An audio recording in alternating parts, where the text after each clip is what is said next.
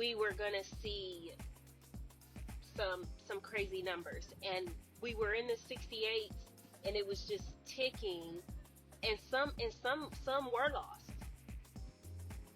but we're just watching the ticking along, and I just knew it. I said, we're gonna get to Monday, and this number is gonna jump over 70,000. I didn't know how far, because they kept saying we're closely approaching 70,000. I didn't know how far, but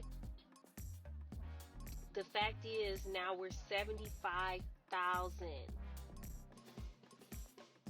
high-ranking tech jobs lost. We're majority talking about American jobs, although we are talking about some non-US jobs as well. I don't have that exact data in front of me. I can work on that, but we are talking about a majority US jobs, high-ranking jobs, the highest ranking jobs in our country, the highest paying jobs. Average American is coming in about 50 to 55,000. These jobs are 2 times, 3 times, and 4 times that amount. So these are the highest, some of the highest paying jobs in America that we are losing. Thousands by the day. Thousands by the day. So this is the rich session, guys. This is the rich session. If nobody else is officially calling it, we gotta officially call it. 75. Today is January 30th. 75,000 of the highest paid jobs in our country are gone. How these jobs will be redistributed, I don't know. The board has completely been shuffled. It's like in Hunger Games, when they're on that cornucopia and the board and it's spinning around to the different conditions and the different weather and all the different challenges as a part of the game, and then they start figuring it out, like, oh well, when this happens, okay, and then it rains, and then this happens, and as soon as they figure it out, look at what happens. They switch the board up. That's the way that it's done. They switch the board up. And you know, I've been talking about this in quiet tech circles for years now, where a lot of the it's been a skills market, I would say. I guess if they want to say an employee's market versus an employer's market or something like that, it's definitely specifically in the tech industry. It's all about getting the best talent, who's going to make the right decisions, who's going to make the poor decisions, who's going to overspend, who's going to underspend, who's going to historically be correct. There's all these things. Who's going to be the next unicorn? Who's going to be the next Apple, the next Uber, and all of these things? Who's going to change the world? And then, you know, this whole push behind tech getting completely rebranded with entrepreneurship and sort of what I deem is like going from like the Steve Jobs era of what a founder, CEO, entrepreneur, tech person embodied to, you know, the new school kind of rock star version of that, Elon Musk, in a lot of cases. Although there are a lot of representations of people who embody Elon Musk, you know, as well. A lot of gifted, talented people out here. A lot of people with special gifts out here. And, you know, to see these jobs disappear, these were the jobs that everyone said you should get. These were the jobs that offered all the security in the world. They were going to take care of you. You were going to ride it till the wheels fell off.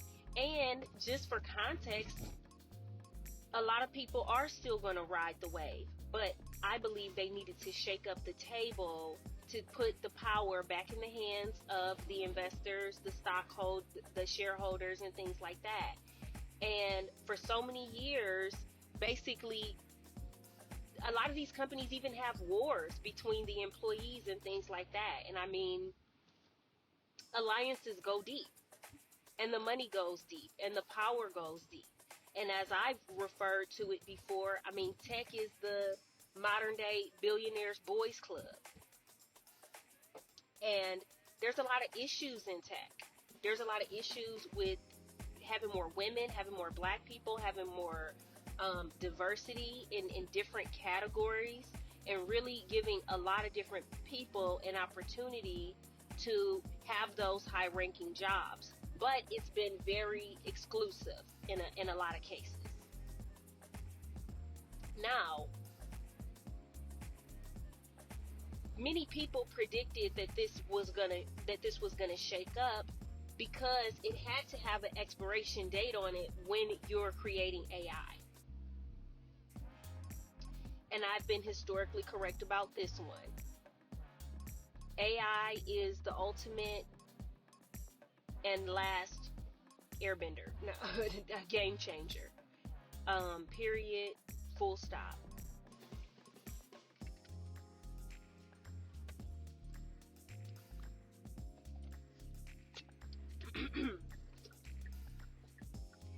And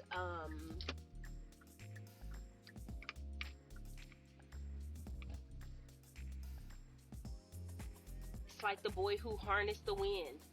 You know, I mean,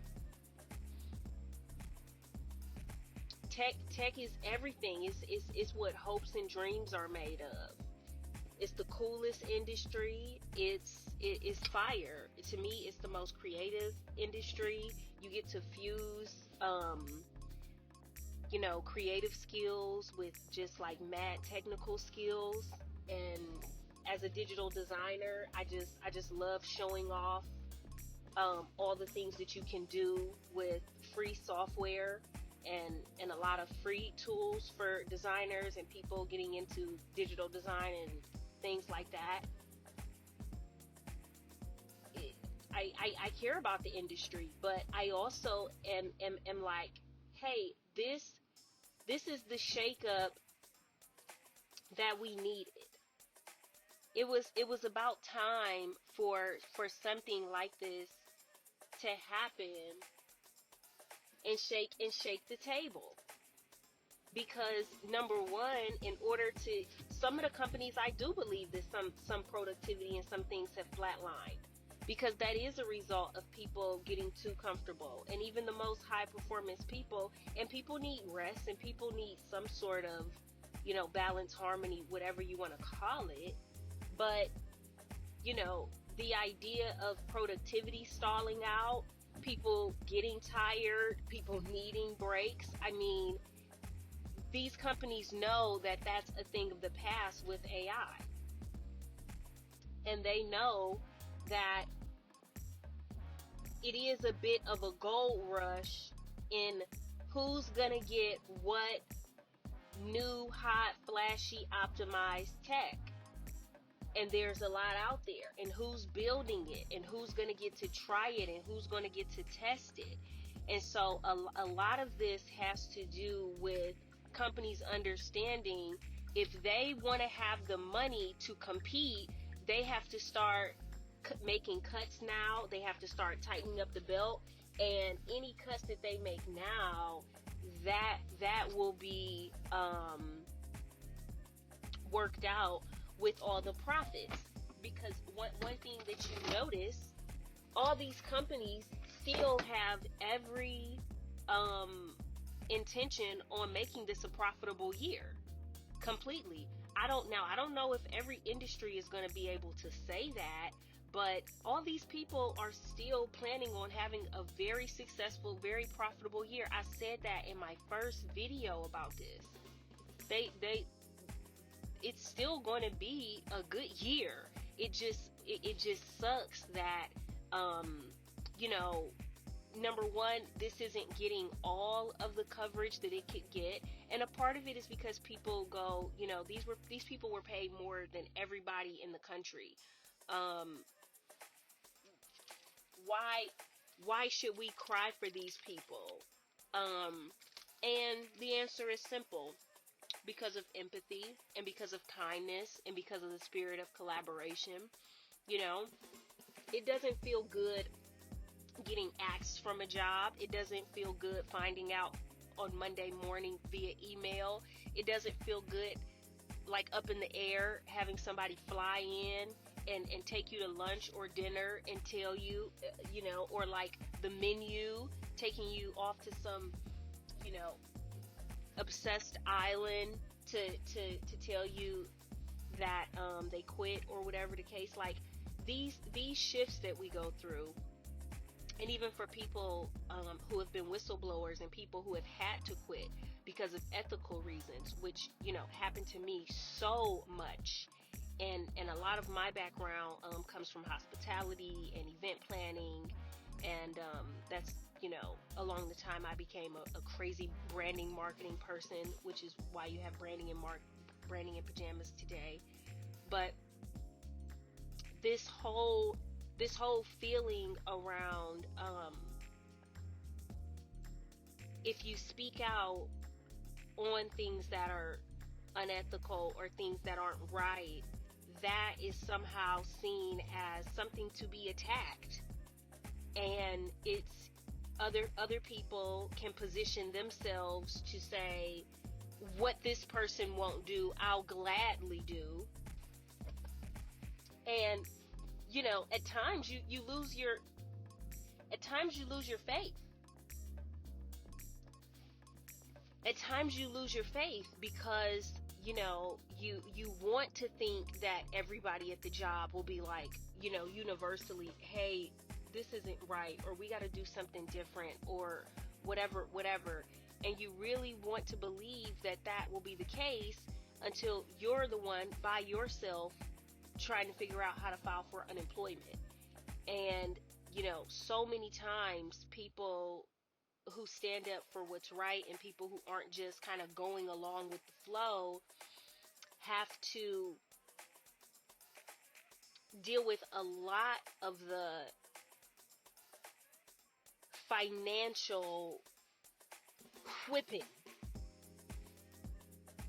that comes along with not just going along to get along. And now, that builds your chops. It makes you a hell of a person who can pivot. It gives you a whole set of skills because you realize that you can't have a bag of tricks with 2 or 3 things in it.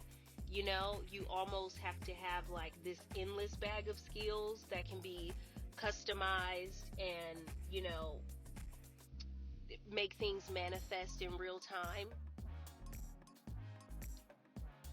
But you tap into a lot of special things, but in the moment, it's still a tough pill to swallow. So I do have a couple tips. The first tip I would have for anybody, I'm just going to start off with the people who are losing their jobs. I have other brand recommendations or brand thoughts for the other players in this, but I'm gonna specifically dedicate this to the people who um, have been laid off in January in 2023. All 75,000 plus of you, and a lot of other numbers, because one thing that you'll notice if you're following layoffs.io, which I am so grateful, because that is just giving us really, up to date information, so we're not working off of old information.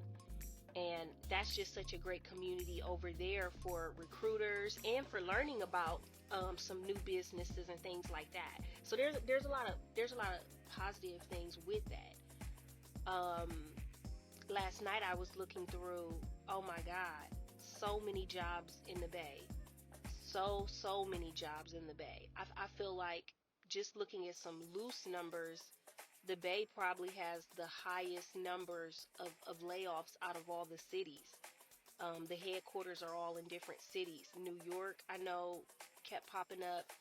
Saw Seattle on there, saw DC on there. Um, London's on there. A lot of different cities where these headquarters are really gonna feel the burn.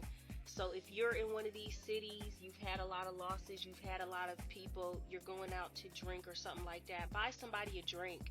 You see somebody sitting at the bar, you in the Bay Area, you in New York right now, buy these people a drink and say something positive to them.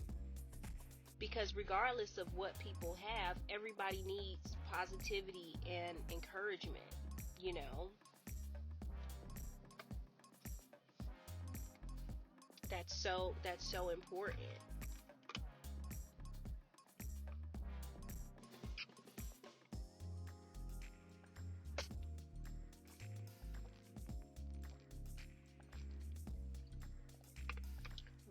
Watch some funny movies about people getting fired. Sometimes you have to laugh to keep from crying. Some of my favorites, I love, love, love. I can remember quitting so many jobs, and like after I went out to drink with a friend or two or a stranger or two, I would come home and watch Burn After Reading. It's just so classic, with him reacting to getting fired in the beginning, and it's just Brad Pitt doing these fun little dances and George Clooney, and it's just a fun movie. So Burn After Reading, definitely watch Up in the Air. I mean, Up in the Air is a really good movie. It's maybe you'll laugh, maybe you'll cry, but you'll also see the truth that jumps out of Up in the Air. Play some songs you like, play some good music. Music is a great way to change your mood and things. And stay away from negative people. Stay away from slow thinking people and people who have an old school mentality. Um, don't let people try and convince you to hurry up and just get a job. Hurry up and just get a job. You are making more than the whole country. What you do need to do is preserve your mental state and your mind state. So you got to make sure you're good. If it works for you to, just hop right back on the horse and do what you got to do, that's one situation.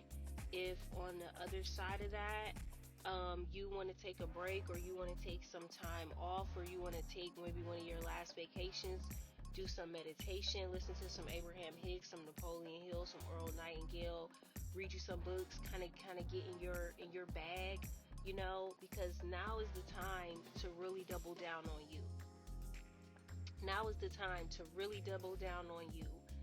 Um, you know, you've given your time, you've been a loyal, faithful, um, you know, collaborator with whoever you were employed with. And the truth of the matter is, they're gonna try and tell you that they didn't know. A lot of people knew, and a lot of mumblings were mumbling. Um, I absolutely feel like this could have felt um softer and more gentle, and like I think a lot of things could have been done differently, but I think it was meant to shake the table. I think it was meant to tell people fuck your salary. Excuse my French. I think it was meant to let people know we're not going to bend to your will. It's our investors keeping this thing going. It's our shareholders writing these checks. And if they say you guys have to go to keep this open, it is you versus them. We're going with them. And so, although we love you and it's family and lattes and vacations and everything is good, which I love because I'm an advocate for people being treated good, as we all have to do something, with our lives and with our minds. So might as well enjoy it and be treated good. But they wanted to shake the table, and they wanted to convert move the power back to the companies and the shareholders and make it their market. These are market movers, so market movers gonna move, okay? Market movers gonna move markets. Um, but so many exciting opportunities. So take care of yourself, take care of your health, your brain health. Just doing the things that make you feel good. Here's a list of things that just make you feel good.